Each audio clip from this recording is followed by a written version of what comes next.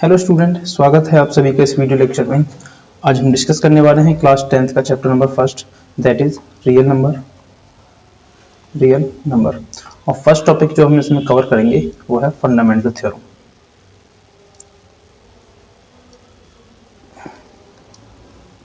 Fundamental theorem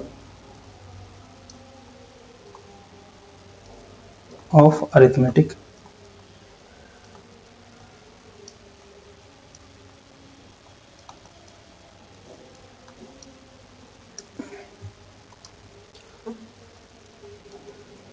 तो चलिए start करते हैं। Fundamental theorem of arithmetic. तो थ्योरम क्या कहती है? Well, according to this theorem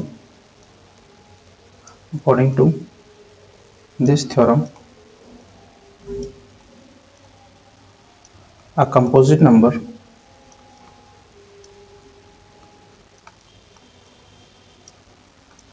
can be written as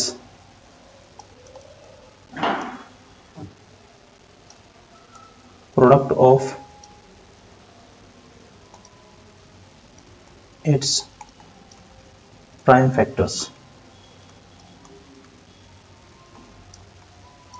यानी कि कोई भी कंपोजिट नंबर, फॉर एग्जांपल के लिए हम 30 लेते हैं, इसको हम लिख सकते हैं इसी के प्राइम फैक्टर्स के प्रोडक्ट के रूप में। जैसे कि 30 के फैक्टर्स क्या होते हैं? 2 इंटू 3 इंटू 5। तो इसके क्या हुए? फैक्टर्स हैं, लेकिन सभी आप देखोगे कैसे फैक्टर हैं, ये सभी प्राइम फैक्टर्स हैं। ये सभी क्या है? प्राइम फैक्टर्स हैं। तो 30 को हमने किस टाइप से लिखा है? 2 इंटू 3 इंटू 5, यानी 2 इंटू 3 6, 6 इंटू 5 दैट इज 30। तो ये थ्योरम कहती है कि कोई भी कंपोजिट नंबर है उसको हम उसी के प्राइम फैक्टर्स के प्रोडक्ट के रूप में लिख सकते हैं। और नेक्स्ट एक और पॉइंट है छोटा सा इसी थ्योरम के अंदर, वो क्या है कि इसका जो रिप्रेजेंटेशन होगा या फिर फैक्टराइजेशन होगा, इट्स फैक्टराइजेशन इज यूनिक। मतलब अगर आप 30 को लिखना किसी और वे में लिखना चाहो तो इन्हीं के जो फैक्टर्स हैं, इनके अलावा कोई और फैक्टर्स नहीं आ सकते। ये आप सभी को अच्छी तरह से पता है। अगर 30 को हम फैक्टर्स निकालेंगे तो यही 3 फैक्टर्स आने हैं, 2, 3 एंड 5। आप चाहो तो इनको 5 इंटू 3 इंटू 2 लिख दो, या फिर 5 इंटू 2 इंटू 3 लिख दो। आपकी मर्जी, आप इनको आगे पीछे करके लिख सकते हैं, लेकिन फैक्टर्स जो आने हैं, जो इसके प्रोडक्ट का जो फैक्टराइजेशन हो, उनमें सेम 3 ही एलिमेंट आएंगे। तो इस वाली लाइन का यही मतलब है कि फैक्टराइजेशन इज यूनिक। इन तीनों के अलावा 30 कोई फैक्टर हो ही नहीं सकता। या फिर आप इसमें क्या लिखोगे? 1 लिखोगे, ठीक है, लेकिन 1 क्या एक प्राइम नंबर नहीं है। अब देखिए इस थ्योरम को हम यूज कहाँ करेंगे इस चैप्टर में? इस थ्योरम को हमें यूज करना है एलसीएम और एचसीएफ फाइंड करने के लिए, यानी कि to find LCM and HCF by using fundamental theorem of arithmetic. तो देखिए इस थ्योरम की हेल्प से हम एचसीएफ और एलसीएम कैसे फाइंड करेंगे? तो देखिए अगर हमें फाइंड करना है एलसीएम और एक हमें फाइंड करना है एचसीएफ, तो देखिए एचसीएफ फाइंड करने के लिए हम क्या लिखते हैं कि जो हमारा इनका जो फैक्टराइजेशन होता है, उन सभी फैक्टराइजेशन में हमने कोई 2 नंबर्स लिए हैं। जैसे कि हमने लिया है क्या? एक लिया हमने 6 और एक हमने लिया है 20। आप पहले इनका क्या करोगे? फैक्टराइजेशन करिए। तो फैक्टराइजेशन में आएगा 2 इंटू 3 और इधर आएगा 2 इंटू 2 इंटू 5, ठीक है। तो इधर क्या लिख सकते हैं हम? 2 की पावर 1 इंटू 3 की पावर 1। इधर हम क्या लिख सकते हैं? 2 की पावर 2 इंटू 5 की पावर 1। जब हम एचसीएफ निकालेंगे तो हम इन सभी में कॉमन जो फैक्टर्स होंगे उनकी लोएस्ट पावर लेंगे। तो आप देखोगे इन दोनों में सिर्फ 2 एक फैक्टर ऐसा है जो कि कॉमन है, तो पहले हमने फैक्टर 2 ले लिया। अब हमें चेक करना है कि जो फैक्टर्स हैं, किसी में हो सकता है कि पावर कुछ हो, किसी में 1 हो, किसी में 5 हो, तो जो लोएस्ट पावर होगी हम वो वाली पावर लेंगे। यानी कि इन दोनों में से इसकी पावर, इसमें 1 है पावर और उसमें पावर है 2, तो लोएस्ट वाली हमें इसको ले लेंगे कि 2 की पावर 1 हम लेंगे इधर। तो इस टाइप से इसका जो फैक्टर क्या हुआ? 2 फैक्टर हुआ इसका, सॉरी एचसीएफ क्या होगा? 2 होगा। अब बात करते हैं हम एलसीएम की। एलसीएम में क्या करना है हमें जो हमारे जितने भी फैक्टर्स हैं इनमें इन्वॉल्व हैं उन सभी को लेंगे। तो सभी कौन कौन से इन्वॉल्व हैं, 2 है, 3 है और 5 है, यानी कि 2 है, 3 है और 5 है। इतना करना कर लिया। उसके बाद हमें क्या करना है, एचसीएफ के लिए हमने क्या किया था, लोएस्ट पावर ली थी। एलसीएम के लिए हमें सबकी जितने भी दोनों में से मैक्सिमम पावर होगी वो लेंगे, यानी कि इधर अगर 2 की बात करें तो 2 में मैक्सिमम पावर देखिए इधर 2 है तो 2 की पावर हम पहले यहाँ 2 लेते हैं। अब बात करें 3 की, तो 3 इन दोनों के जो है फैक्टराइजेशन में इन्वॉल्व है, तो 3 की मैक्सिमम पावर क्या है इधर 1, तो 3 की पावर 1 ली है। आगे क्या है 5 की पावर मैक्सिमम 1 है ये, तो ये क्या हुआ 2 की पावर 2 इंटू 3 की पावर 1 इंटू 5 पावर 1। इतना करने के बाद इसको सॉल्व करेंगे तो हमारे पास क्या वैल्यू आएगी 60। तो 16 दोनों संख्या को क्या हुआ एलसीएम हुआ। ठीक है, एचसीएफ में क्या करना है कि कॉमन फैक्टर्स की लोएस्ट पावर लेनी है। ठीक है, और एलसीएम में इन्वॉल्व जितने भी फैक्टर्स हैं उन सभी की हाईएस्ट पावर। ठीक है, मैं यहाँ लिख देता हूँ इनकी definition.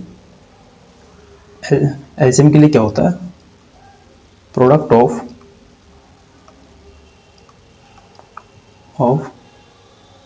The greatest power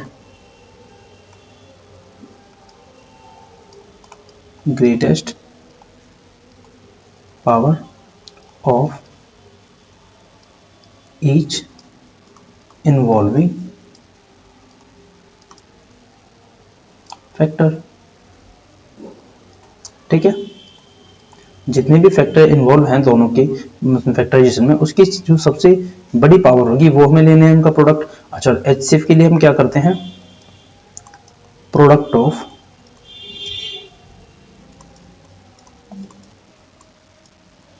lowest power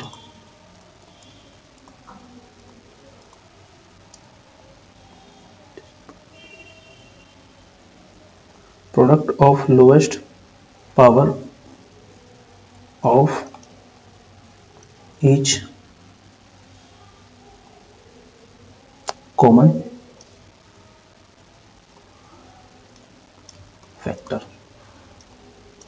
ठीक है, क्योंकि हमें उन सभी का प्रोडक्ट लेना है जो कि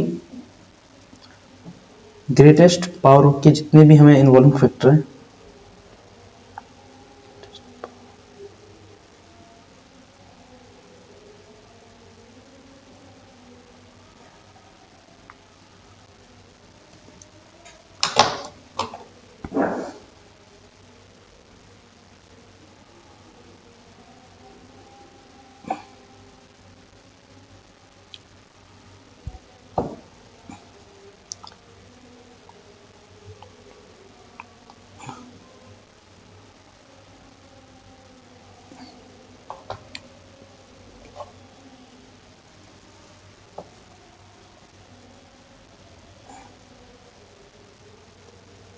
ठीक है, इतना समझ में आया आप सभी को।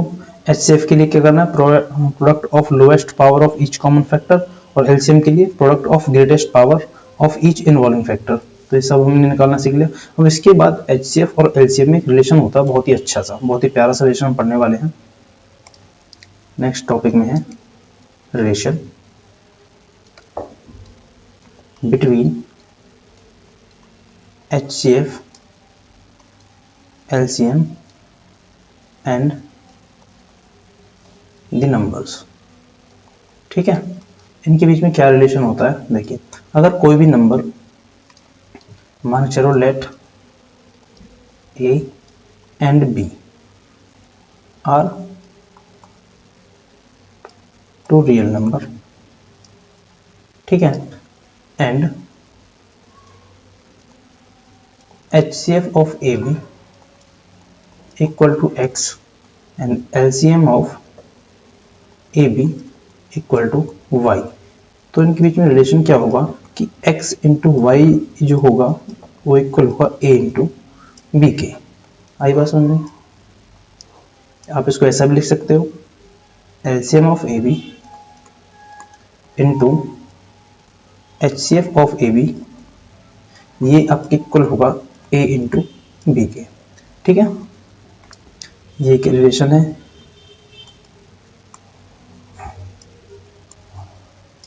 आप दोनों में चाहे किसी भी फॉर्म का यूज कर सकते हो। ठीक है, अब इसी रिलेशन के बिहाफ पे हम कुछ एक दो क्वेश्चंस करेंगे टॉपिक के बेस पे, किसी के हम एलसीएम वगैरह निकालेंगे, क्वेश्चंस ट्राई करेंगे। बेसिकली कहने का मतलब ये है, देखिए इसमें एनसीईआरटी में जो आपके सॉल्व एग्जांपल है वो आप देख के खुद कर सकते हो। मैं आपकी एक्सरसाइज में से कुछ क्वेश्चंस पिक करता हूं, ठीक है।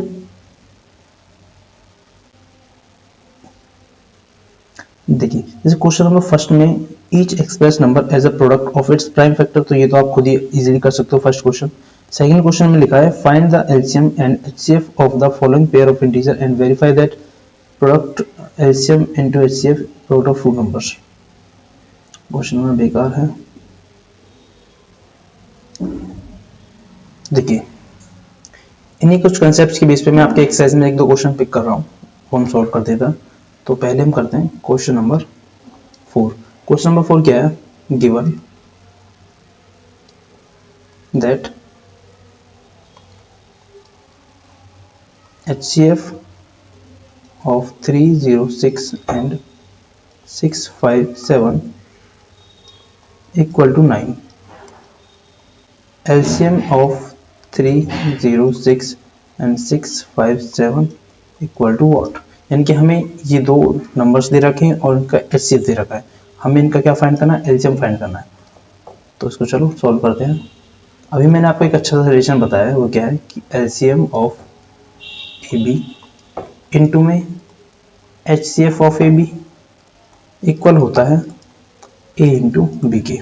देखिए LCM हमें फाइंड करना है, तो मान लो LCM है x, HCF आपको गिवन है 9 और संख्या जो है फर्स्ट वाली वो इतनी गिवन है और सेकंड वाली 657। तो x निकालने के लिए आप क्या करोगे, 306 मल्टीप्लाई 657 डिवाइड बाई 9। इससे आप इसको डिवाइड करोगे 3 एंड 4, 34 पे कट जाएगा। उसके बाद अब आप इसकी मल्टीप्लाई करते हो तो आपके पास क्या ऑप्शन आंसर आता है, 2 2 3 3 8। तो x की क्या वैल्यू आई, 2 2 3 3 8। ये क्या हुआ आपका LCM, ठीक है।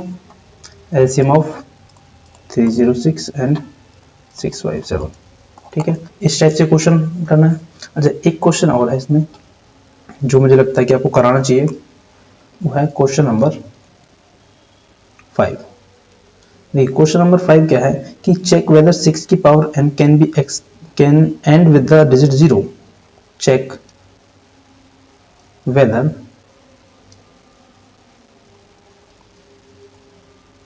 6 raised to power n can end with 0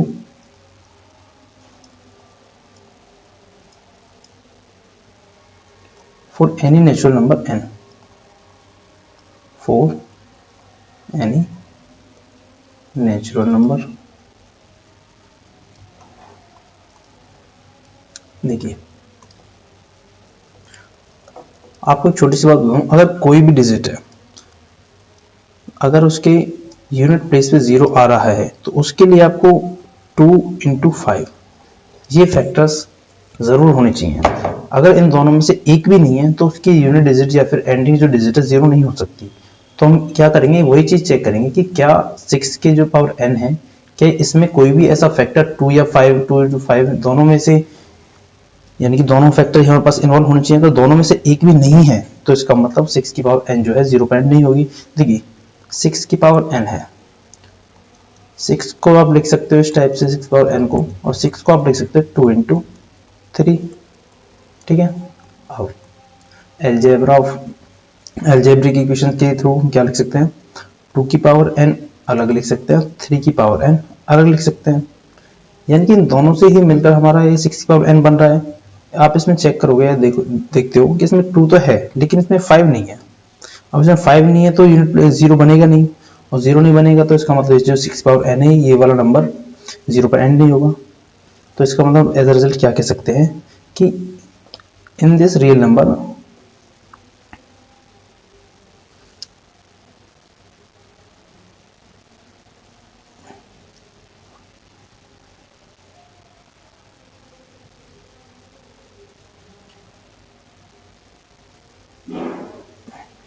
देखिए यहाँ पर इसके फैक्टर्स क्या आते हैं, 2 की पावर n 3 की पावर n, यहाँ पर 5 फैक्टर इन्वॉल्व नहीं है, इसका मतलब क्या है 0 नहीं बन सकता। तो इन द लास्ट आप क्या बोलोगे कि 6 की पावर n जो है is not divisible 5, not divisible by 5, या फिर 5 इसका एक फैक्टर नहीं है, इसका मतलब ये हुआ अगर फैक्टर नहीं है तो 6 की power n can not and with 0। ठीक है, छोटी सी बात है बस। बाकी इसमें जो क्वेश्चन है एक्सरसाइज में वो काफ़ी इजी क्वेश्चन है, आप उन्हें इजीली कर सकते हो।